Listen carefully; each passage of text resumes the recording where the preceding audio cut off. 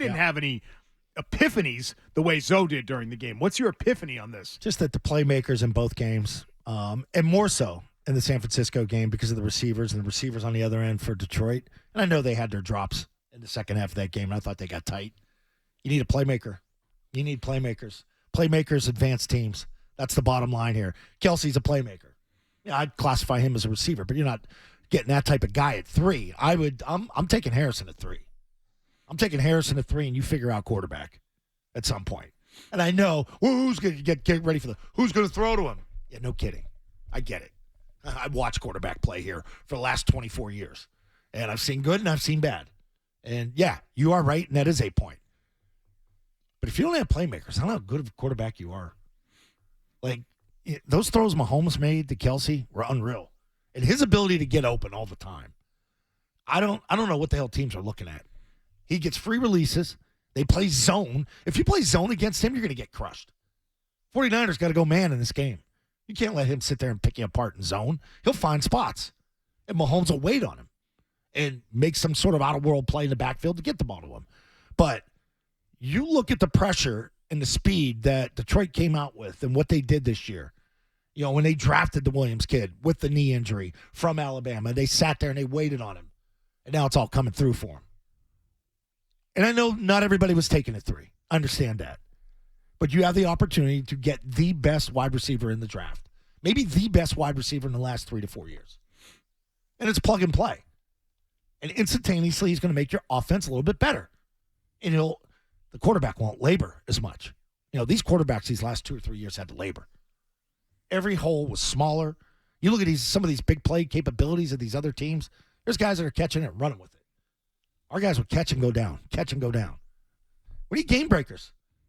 Game breakers elevate these teams that are playing divisional round. You look at Buffalo. They got game breakers. I know Gabe Davis was out a week ago, but you put him with Diggs and the other guys, you look at their 2 tight ends, they all can play. We need playmakers on the outside, on the perimeter. And can you get a guy at 2? I think it's a crapshoot, second round. We've seen it here. They have a difficult time drafting receivers or evaluating them. And I know they liked Debo when he came out. I know they liked A.J. Brown. And Bill ultimately took N'Keal Harry. Massive miss. But, man, you got that guy sitting there at 3 because I'm not so sure the other 2 guys that play quarterback are sure things. I don't know if Caleb Williams is a sure thing. People are going gaga over it. It's only going to get worse up to draft time. When the workouts start, when the private meetings start, the trips, the visits. And we're going to sit there and dissect it all the way up until the end of March when this draft takes place. And, what the hell are you going to do at 3? So I agree with you, Zoe. Amon St. Brown, Jameson Williams, they were just studs. Laporte as a kid, they got in the draft. And then you look at the 49ers. I think Brock Purdy was able to throw some balls up because he has the playmakers. The Ayuk throw off the guy's helmet, he's a great player, right? Flip side of what you're saying, though, you notice the offensive lines? Yeah. Did you notice the Lions, just what they were doing? Yeah. I don't know why they went away from that. And they were coming in with the three tackles, and Skipper was reporting ineligible, all that stuff, and they got away from it. Yeah, in the lineup. The 49ers too. I mean, those are 2 smash mouth running football teams that have playmakers on offense that, like you're saying, take the Marvin Harrison. I agree with you. Mm-hmm.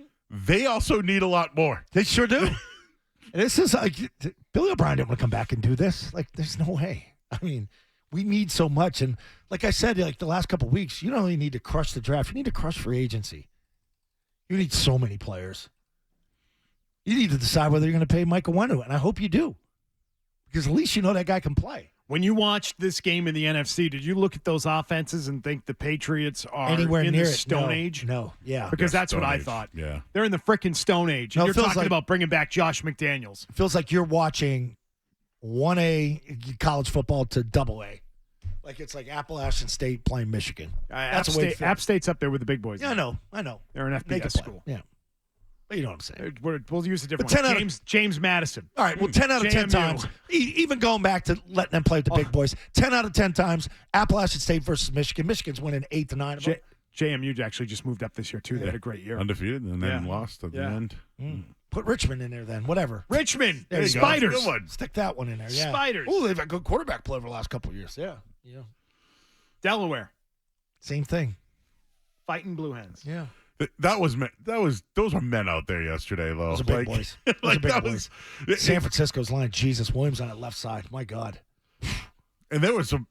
I thought the defense was pretty good late in the game. You talked about the They were getting blocked. Their linebackers, San Francisco's linebackers were getting kicked on their ass. See how pissed they were? Greenlaw got hurt. Crushed. Yeah. So you want now a receiver at 3. Yeah. You want to draft a playmaker at 3 You need explosiveness. because You need somebody You to set think- cover. I mean, I always talk about but set you think you coverage. can get by with a lesser quarterback with better players around him. Yeah, because I think your quarterback's going to get killed. You're going to take your quarterback in. I think everything else is going to be a crapshoot.